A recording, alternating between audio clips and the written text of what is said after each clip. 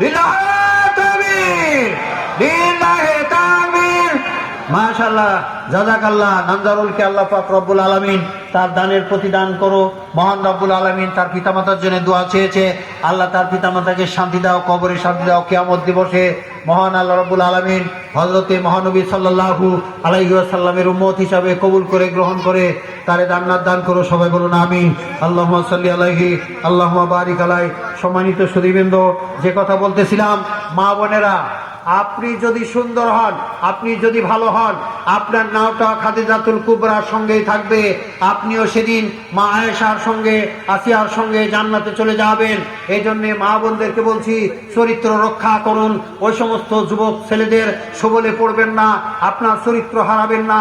আপনার স্বামী যেখানেই থাক না কেন, স্বামী তো স্বামী, সুতরাং স্বামীর জায়গায় পৃথিবীর আর কোনো মানুষ নিতে পারে না।